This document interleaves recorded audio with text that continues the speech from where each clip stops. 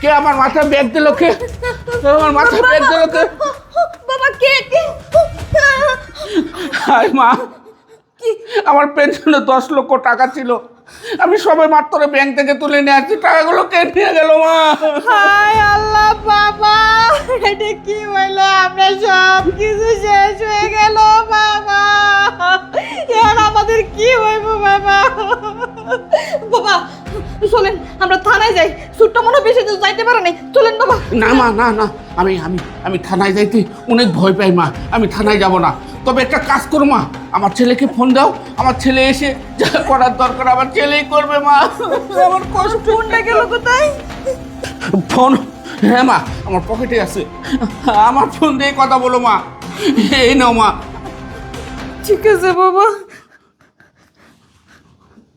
Hello, আমাদের সর্বনাশ হয়ে গেছে, চোরে আমাদের সব টাকা নিয়ে গেছে। বাবার যে পেনশনের টাকাগুলো ছিল একটা টাকাও রাইখে যায় না, চোরে সবগুলো টাকা নিয়ে গেছে।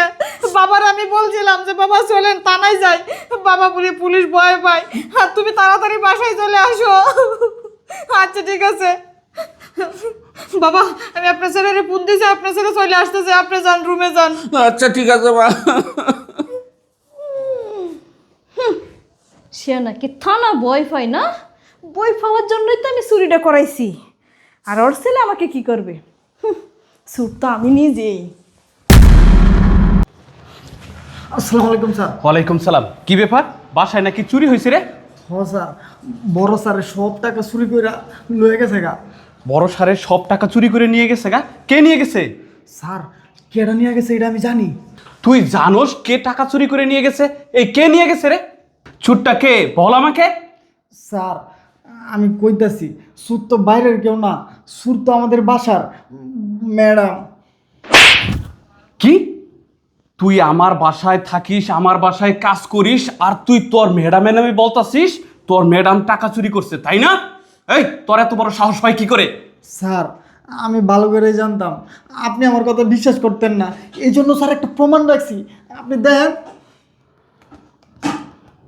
এই যে স্যার। তাই তো? আচ্ছা ঠিক আছে, তুই একটা কাজ কর, এই ভিডিওটা আমার ফোনে দিয়ে দে, বাকিটা আমি দেখে নিতেছি।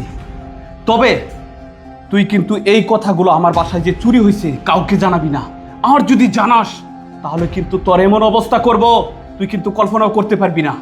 ঠিক আছে স্যার, আমি কেউ বলতাম না স্যার। আচ্ছা ঠিক আছে, তুই তোর কাজ কর, আমি বাকিটা দেখতেছি। আমি আমার ভিডিওটা স্যারের মোবাইলে পাঠাই দিই। দিয়ে দিছি, এবার সুটটা ধরা পড়বো, এবার আমি দেখি, আমি দেখতে থাকি। সুইটি, সুইটি এদিকে আসো। তুমি আইসা পড়ছো? হ্যাঁ আমি আসছি। কি ব্যাপার, বাসায় নাকি চুরি হয়েছে? বাসা তো চুরি হয়েছে, সব টাকা বাবার পেনশনে নিয়ে গেছে গা। সব টাকা পেনশনে নিয়ে গেছে গা? কেমনে নিছে? আরে আমাদের দরজাটা খোলা ছিল, টাকা কেমনে নিছে আমি বলতেছি। চোর আইসা আমার মাথায় একটা ব্যাগ, বাবার মাথায় একটা ব্যাগ, আর আমাদের দরজাটা খোলা ছিল, এগুলা দিয়ে টাকাগুলা নিয়ে গেছে, আমরা দেখতেও পারি না কেডা নিছে। আরে তুমি এত কান্নাকাটি করো না, এত টেনশন করো না, তুমি দেখতে পারছো না তাতে কি?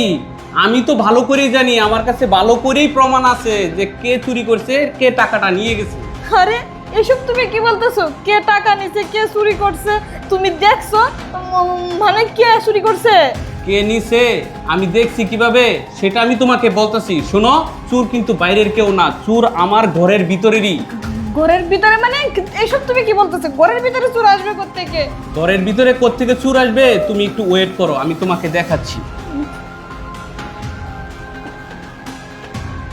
এই যে দেখো তো, চিনতে পারো কিনা? চিনছো এই লোকটাকে?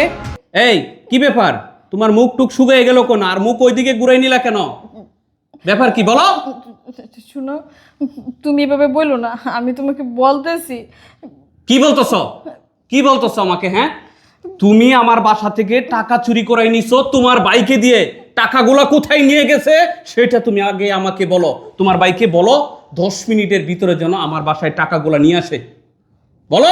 আর তুমি টাকাগুলো কেন চুরি করেছো সেটা আগে বলো। শুনো, টাকাগুলো চুরি করাইছি। তোমাকে আমি অনেক দিন ধরে বলতেছি যে আমার ভাই বিদেশ যাবে, আমার ভাইকে 4 লক্ষ টাকা দেওয়া লাগবে। তুমি দিবে দিবে বলে অনেক দিন পার করে দিছো। সেই জন্য আজকে একটা সুযোগ পাইছি, আমার বাইকে দিয়ে টাকাগুলো চুরি করাইছি।